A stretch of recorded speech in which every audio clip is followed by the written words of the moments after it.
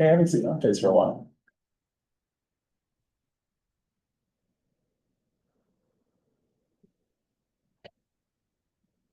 Good evening, afternoon, 5:30, so. The Economic Development, Tourism and Cultural Initiatives Advisory Committee meeting is now called to order. Roll call has been taken. This meeting is held in hybrid format. Can everyone hear me online? Good, thank you. All cameras for committee members shall remain on to ensure quorum. Members of the committee shall indicate they wish to speak by raising their hand. When voting, please leave your hand raised until the chair has determined the results of the vote. All rules for delegations under Article 18 of the city's procedure bylaw apply to this meeting. Are there any declarations of conflict of interest for any of the items listed on the agenda? I see my hand. Thank you. Then we will move on to item number 3, presentations and delegations. We have one presentation on our agenda today. I would ask Tara Tran to begin your presentation. As a reminder, you will have up to 10 minutes. Questions will be held until the item is on the floor. Go ahead, Tara. Okay, I did this in 7 minutes at Committee of the Whole, so we were good. Hello, everyone. I've met many of you, but not all of you. So my name is Tara Tran. I am new to economic development as a senior project manager in economic development and special projects. I'm not new to the city. I have an urban planning background, so I was in the city's planning department for many, many years. And in fact, I've taken a couple of projects with me from planning to now administer under ECDEV. So I am excited to be here in this new role. And then particularly, I just happened to take on this project, which was to develop an annual economic year-end review. I must admit, I'm not sure if you've seen the previous versions before, but I'm certainly excited to present 2024's version. And I do have one printed copy that I can pass to our chair, and then if she wants to share that, it needs some corrections. That's why we had a limited print release. Okay, so I will go through the presentation and we'll just skip to the next slide. So just wanted to start off by saying that that there is a dedicated group of professionals who really contributed to this project and helped bring me up to speed. And those include those in the economic development, tourism, and cultural initiatives area. They are responsible for a range of portfolios with one thing in common: to promote what Brantford has to offer to residents and visitors, and to create a city that our investors, our community leaders, and our residents are confident in. So this is the reason, what I really came to this project. That's the document I wanted people to see very quickly, something that would highlight, how we did in 2024. Unfortunately, by the end of 2024, the global economy changed quite a bit. And so now we're facing quite some challenges, some uncertainty. But I would say that from what I've seen, due to both public and private investments in a wide range of areas that contribute to the economy, Brantford is still in a strong position. And we've done a lot of advanced planning and decision making, and we're showing that our economy so far is resilient and adaptable. And so we're almost halfway through 2025, and the first 2 quarters also continue to be positive. So we'll turn to the next slide, please. So the staff report itself that was appended to the advisory committee report has a lot of detail on annual key performance indicators that are regularly documented by this group. In addition to the staff report, the annual newsletter was created, which is a valuable promotional tool for Brantford, one that we would like to see used by council, by other city departments, but also the executives and the leaders of organizations and local industries. Because those are the people who we see interacting with people outside our community, people who are looking to invest, people who are looking to build, people who are looking to recruit top talent in your organizations. So we want this document to be on the desks of all those folks so that they can readily show people that Brantford has an ideal location and many other advantages. We will print these probably in 2 weeks' time. And so I will get them out to your organizations, and it will also be published on the Advantage Brantford website. Next slide. So the context for Brantford is something that greatly influences the economic development of our community and the tourism. And our context is that Brantford is growing. The population is projected to grow by 15,000 in less than 10 years. Something council should be proud of is taking a comprehensive approach and making decisions that plan ahead, including the highlights listed on this slide. These are municipal investments that took place in 2024. By including these initiatives in a document like this, we think it makes it easier for investors to know that they are investing in a community that is prepared, is growing, and by the nature of some of these, transit, parks, schools, we are a complete community. Next slide. And in 2024, we did see significant business investments. This included new industrial businesses opening, which is the list on the left-hand side. And that created new local jobs, and then expansions of existing industrial facilities, and that's a list on the right-hand side. And they therefore did more build products and services. And with these successes, we see these groups also giving back to the community, like Mott Manufacturing, for example, donating to the Brant Community Healthcare System is one example. Next slide. There was also growth. So there was growth in the industrial sector, but also in the commercial sector. Obviously, Costco warehouse opening in 2024 was a major milestone. And as shown on the graph in this slide, building permits to create new or expanded commercial spaces has grown steadily over the years. Next slide. The work of the local Brantford Brant Business Resource Center is something I also want to highlight.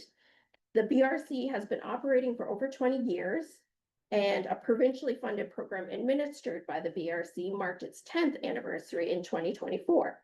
And that sample list of businesses that have gone through this sort of entrepreneurial incubator program called Starter Company Plus. On page 12, I wanted to highlight just some of the businesses that are still in business today. And I think this is a great way for us to show people how they can support local. Next slide. Another major highlight in 2024 and the start of 2025 was firming up the Bulldogs as Brantford's hometown OHL team.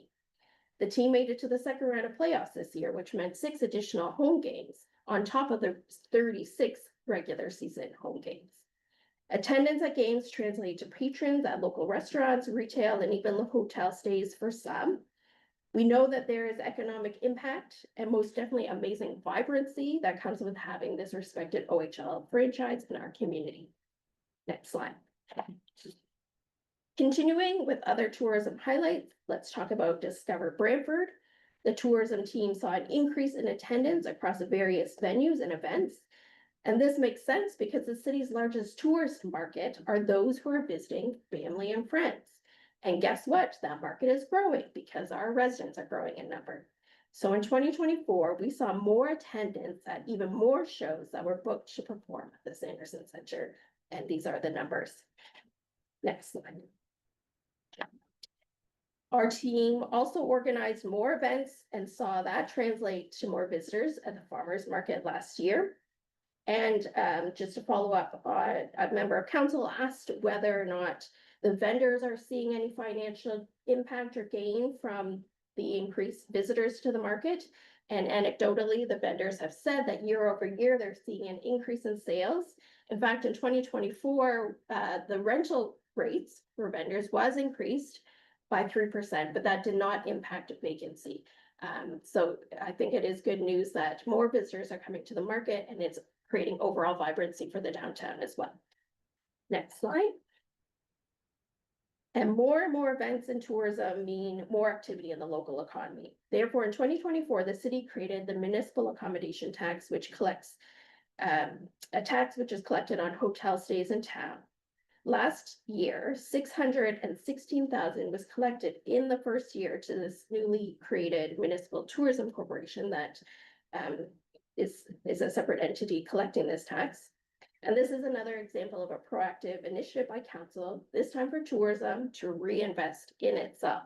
The more events and attractions that people have reason to come visit, the more that hotels will be filled, which in turn is invested into attractions and events for people to visit. So that's a nice little self-fulfilling prophecy. So we're looking forward to more in 2025, and that includes sport and tourism events, more of them, as well as new major investments. Next slide.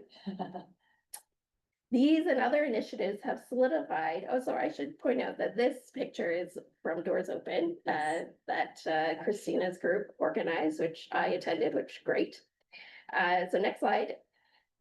These and other initiatives have solidified that Brantford remains in a strong economic position despite tariffs and some uncertainties right now.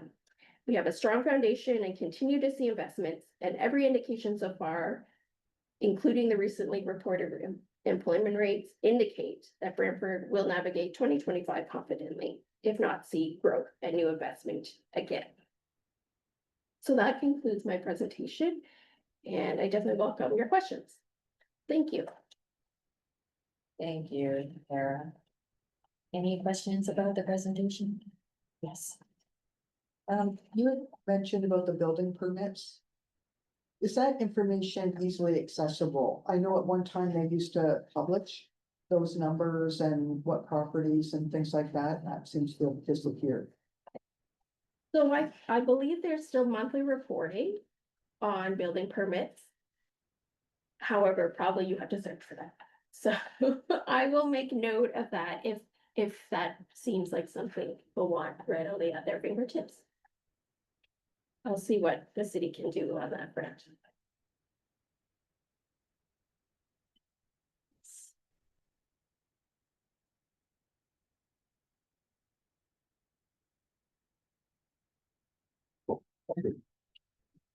So thank you for your presentation. Tara. Oh, no, Stephanie has a. Hello. That's wonderful. Thank you so much for sharing all of those exciting updates. It's so great to hear about all of the incredible stuff that the city's doing and how much we're looking to the future. I was wondering about the new and sorry, I was just looking for the formal name of it, but the municipal accommodations tax, is that what it's called? I was wondering if you could share with us how those funds are being allocated, because I know that there's been a lot of conversations about like how we can do some really great community involvement to have some really great priorities for that funds. And I know that the city also has their ear to the ground, and you guys are already connected to so many local community groups. So you also have a great understanding of what the community needs as far as tourism spending. But I was wondering if you could just kind of give us a little bit of an overview of how you engage with community groups and how those funds get distributed. Good question. Thank you, Stephanie. So I'm going to point you to page, well, section 9.5 of the actual staff report that talks about the municipal accommodation tax. So just briefly, it's a 4% tax on the accommodations. The taxes are then remitted to the city. 50% of what is collected, so 50% of that 616,000 I have mentioned, will go straight to funding the sports and entertainment center.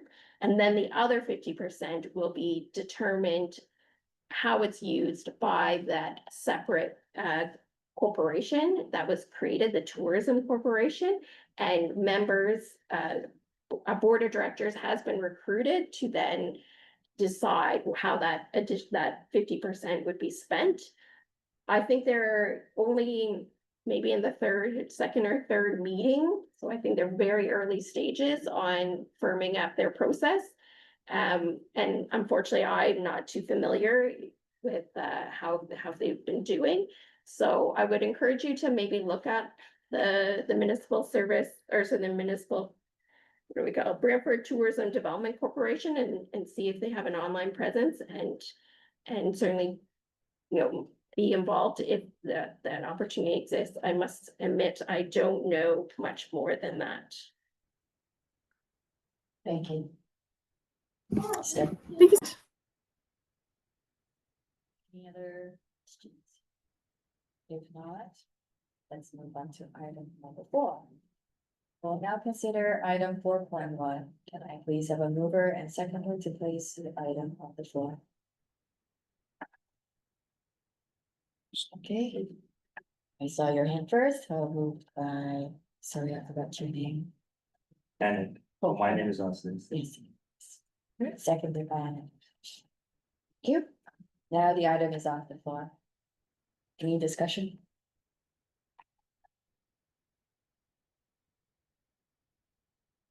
This is going to be a short meeting. All those in favor? Those opposed? Motion carried. Thank you. Now to consent items. Can I have a mover and seconder to place the minutes on the floor? Victor, and seconded by David. Any discussion? Seeing no hands, all those in favor? Those opposed? Motion carried. There are no resolutions and there are no notices of motion, so the meeting is now adjourned. Thank you everyone for joining, and I hope you have a pleasant week.